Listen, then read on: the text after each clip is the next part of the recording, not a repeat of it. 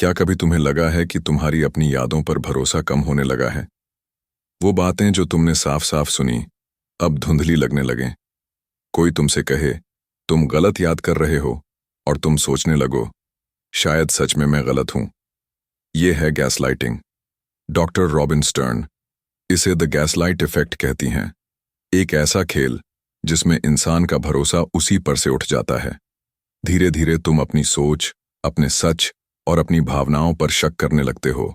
Gaslighting सिर्फ झूठ बोलना नहीं है, ये सच को बदलने का तरीका है। शुरुआत में ये लोग बहुत केयरिंग और स्वीट लगते हैं। वो तुम्हें समझते हैं, तुम्हारी कमजोरियों को जानते हैं, सिर्फ इसीलिए ताकि बाद में इन्हीं कमजोरियों को तुम्हारे खिलाफ इस्तेमाल कर सकें।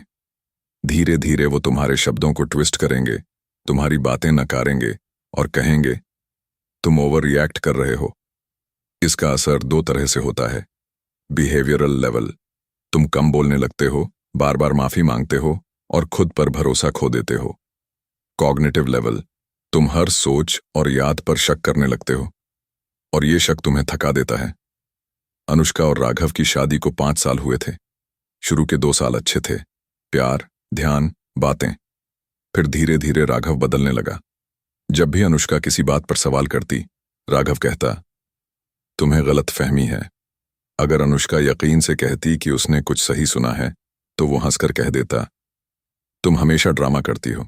समय के साथ अनुष्का ने सोचना शुरू कर दिया, शायद मैं ही ज्यादा सोच रही हूं, शायद मैं ही गलत हूं।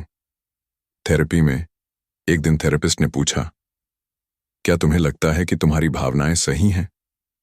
अनुष्का को तभी एहसास हुआ, उसने अपने इमोशंस को वैलिड मानना बंद कर दिया था और ये हक राघव को दे दिया था।